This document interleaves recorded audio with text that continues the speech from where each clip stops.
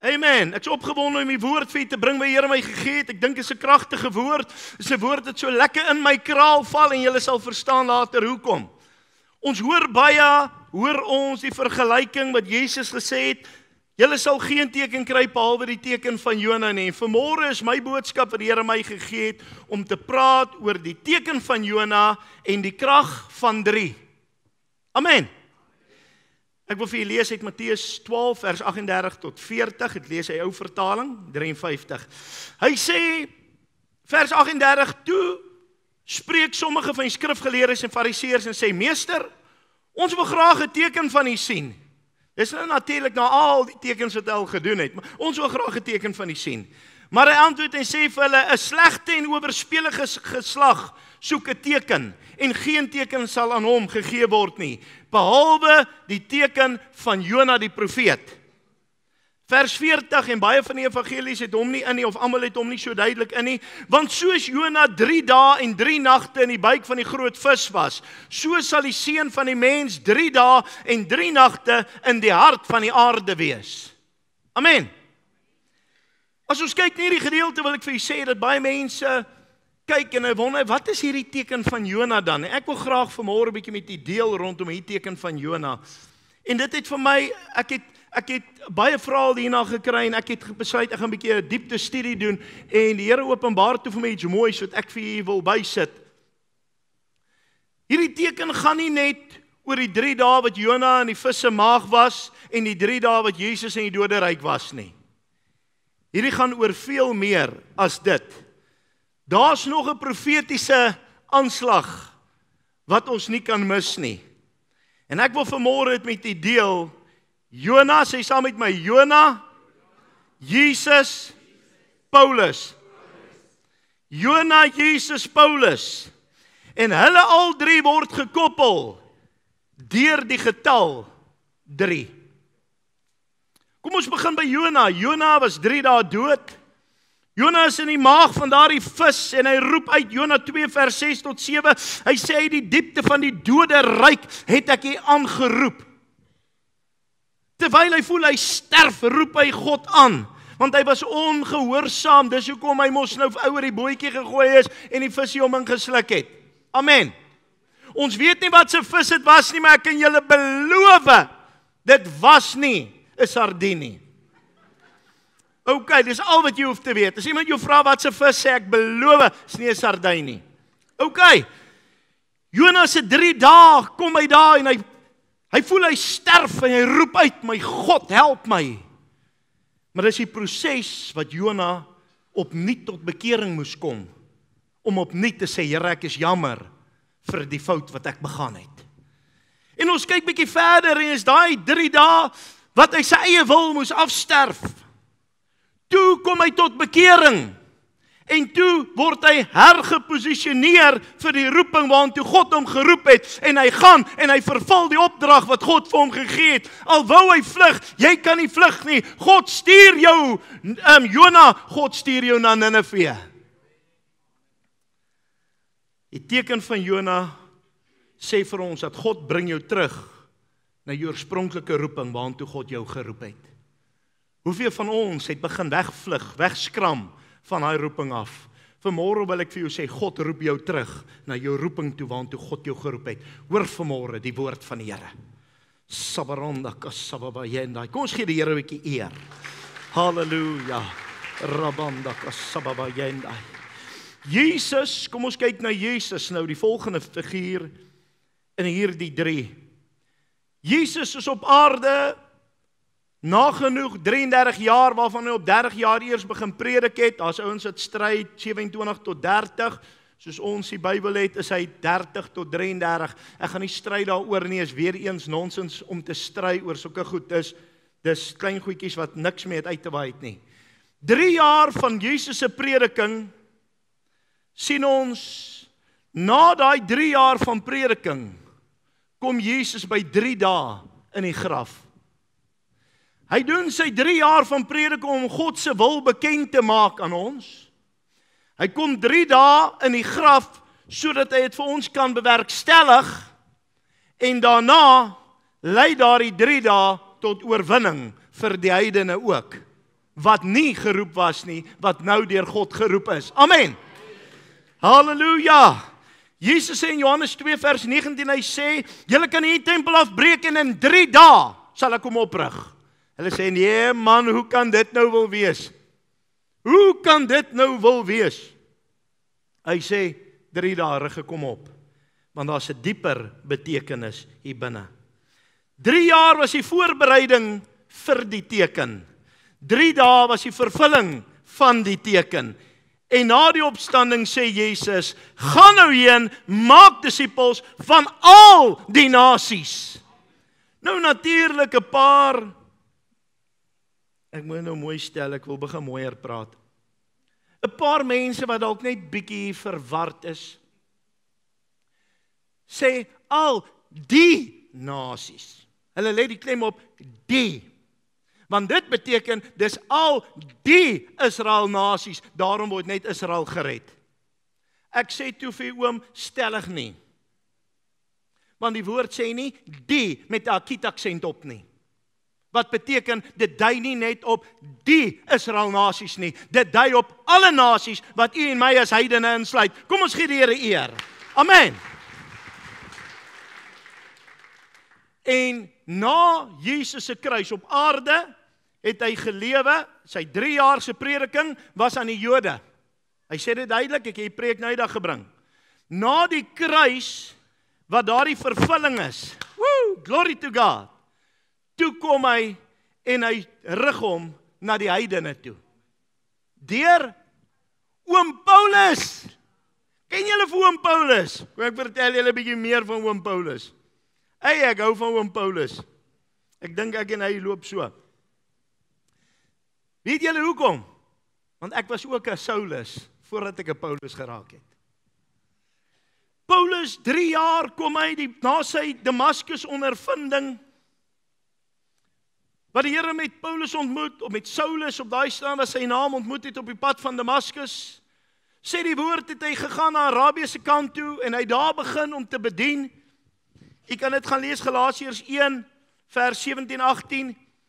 En nadat hy by Arabië was, draai om en hy gaan terug na 3 jaar. Gaan hy terug na Jerusalem toe om sy roeping te vat en vol te staan wat die Here hom voorgeroep het. En as ons kyk na hierdie 3 jaar wat hy gewag het, sê vir ons Handelinge 13:46, ons sal ons nou wend tot die heidene, ten volle wend tot die heidene. Tussenin het hy nog so bietjie van die Jode probeer help en hy het bietjie geleer, hy het so bietjie met dit te doen gehad, maar op hy spesifieke stadium toe sê hy, nou wend ek my voluit net vir die heidene. Ek wil jy moet verstaan, want jy moet hier goed nie verwar nie. Maar maar sekere beginsels wat plaasvind voordat hulle gewend het tot die heidene en nadat hulle gewend het tot die heidene. U wat skrif graag wil leer en meer van die skrif wil weet, sal hierdie goed moet bietjie gaan dieper delf om te verstaan daar's 'n verskil van die opdrag voor die kruis en na die kruis. Daar's 'n verskil tussen die aardse opdrag en die hemelse opdrag. Daar's 'n verskil tussen Saulus en Paulus. Daar's 'n verskil van Paulus voor die 3 jaar en na die 3 jaar. As jy dit nie verstaan nie, dan verstaan jy nog nie mooi wat die Bybel sê nie. En ek is baie lief vir hierdie goed, wat ek binnekort, as die Here wil, glo in die nuwe jaar, gaan ek vir jy in diepte lerings begin bring rondom dit, maar dit gaan nou nie van die kansel af wees nie, terwille van baie redes, ek gaan dit doen in 'n weeksaand, wat ek vir jy mooi die woord gaan oopbreek, dat jy die woord kan verstaan, vir die wat belangstel. Amen. Amen. Ok, nou sê hy, en nou rig ek my tot die heidene. Nou sien ons, Jesus preek 3 jaar vir die Jode. Hy vaar op. Paulus word geroep 3 jaar in voorbereiding. Hy draai heeltemal om na die heidene. Jona was 3 dae in die vis, wat hy gevlug het vir sy roeping. En toe gaan hy terug. Baie interessant, het jy geweet, Nineve waar hy moes bedien het, was 'n heidense nasie? Wow. Kom ons gaan aan. Die teken van Jona herhaal homself. Jona preek aan 'n heidense nasie Nineve. Jesus sterf vir alle mense sodat die heidene genade kan kry. Paulus word gestuur met die opdrag aan die heidene. As dit nie opgewonde maak nie, gaan 'n cracker onder die stoel dit nie eers doen nie. Kom ons gee die Here net eer. Halleluja. Kom ons kyk gou 'n bietjie wat is die profetiese lyn tussen Jona, Jesus en Paulus. Jona, Jesus en Paulus. Jona 3 dae in die maag van die vis, Jesus 3 dae in die graf. Paulus 3 jaar bediening. Jona kom, hy doen die 3 jaar voorbereiding, wat hy doen, daarna word hy gestuur na Ninive. Jona word gestuur na Ninive. Dis sy 3 dae wat kom, Jesus, en daar kry sy bekering in die vis. Jesus, as ons dit so kan stel, kry bekering van die kruis wat die heidene kry deur Jesus Christus. Hy bekeer hom nie, hy gee vir die heidene die bekering deur Jesus, en Paulus word daarna gestuur na die heidene wat sê, julle kan julle nou bekeer tot Christus. Jona se geval, kom het die heidense stad kry genade in Ninive. Jesus se geval, die heidene word ingesluit deur die kruis. Paulus se geval, hy word die apostel van die heidene. God se patroon is onveranderlik. Ons kan maak wat ons wil. God werk in patrone, God werk in ordes. 3 vir my hier wys na die voltooiing, die bekering en die nuwe rigting. En ek wil jy moet dit vandag verstaan, dat daar kom 'n tyd dat God se plan in plek val, waar die bekering plaasvind in ons lewe en die rigting en die roeping in ons lewe bevestig word.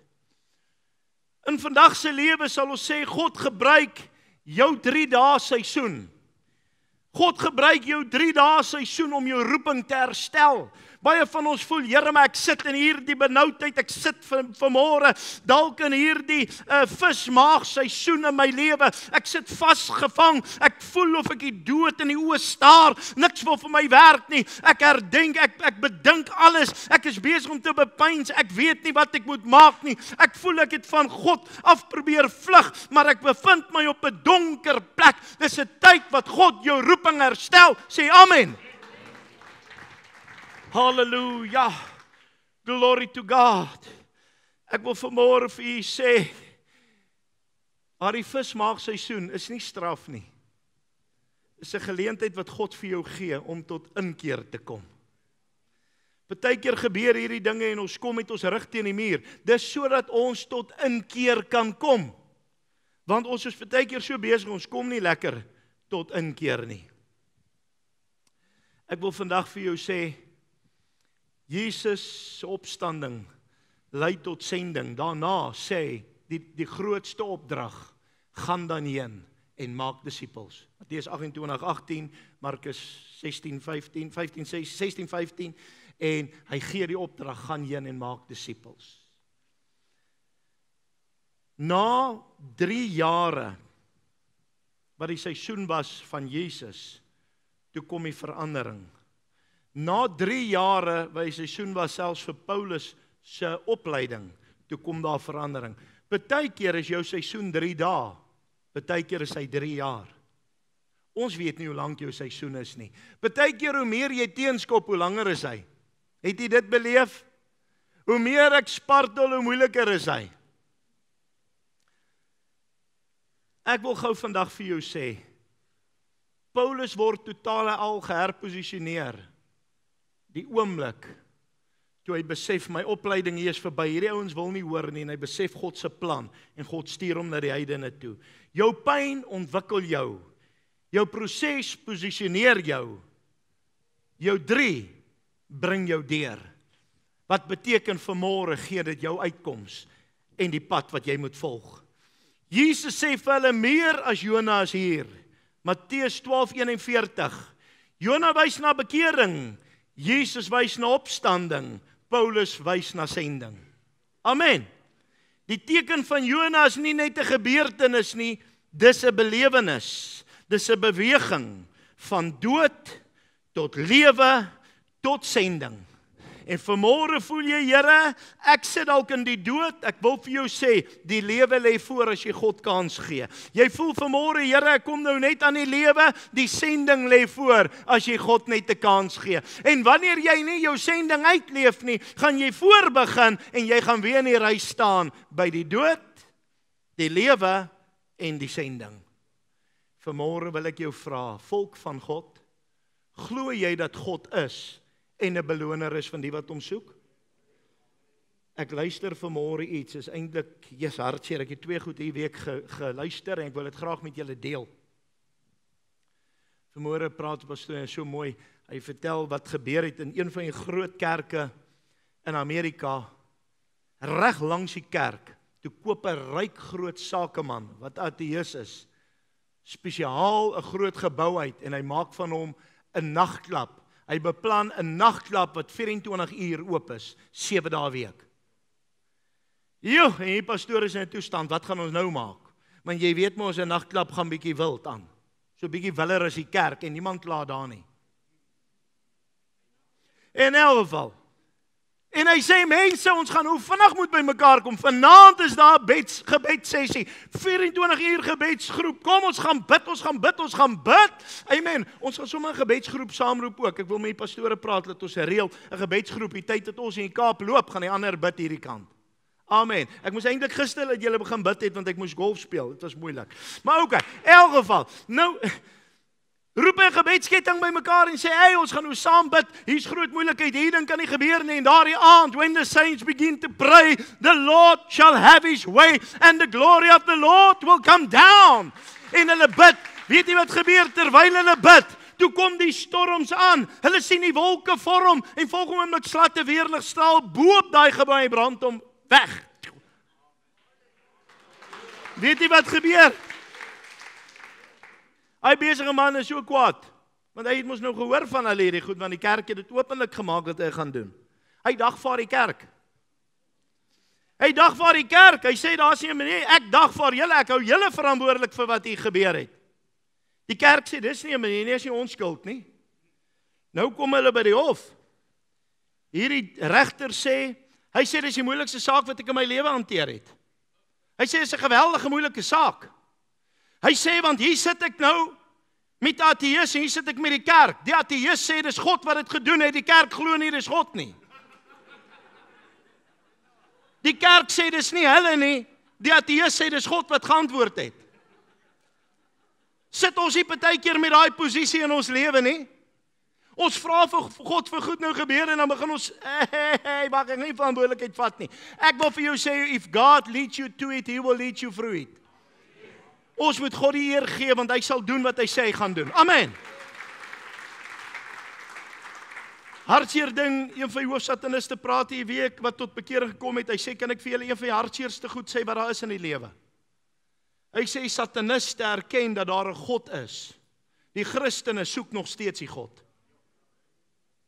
Die vyand weet wie ons God is, maar ons twyfel nog steeds of hy wel ons God is. Is dit nie hartseer nie?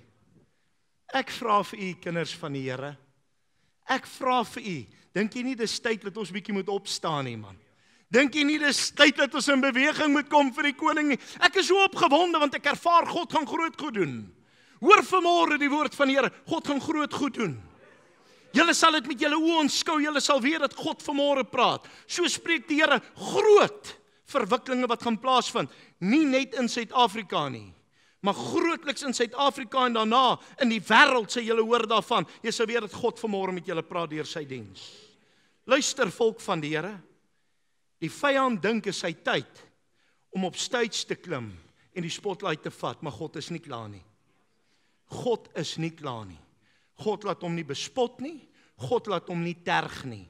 Luister baie mooi, God het nog 'n plan vir sy volk. God het 'n plan vir sy kerk. God het 'n doel met sy kerk. As die kinders van die Here sal saamkom, sal ons wonderwerke sien soos nooit vantevore nie, sodat die wêreld sal begin vra. En so sê die Here, menigte sal tot bekering kom deur dit wat sal gebeur.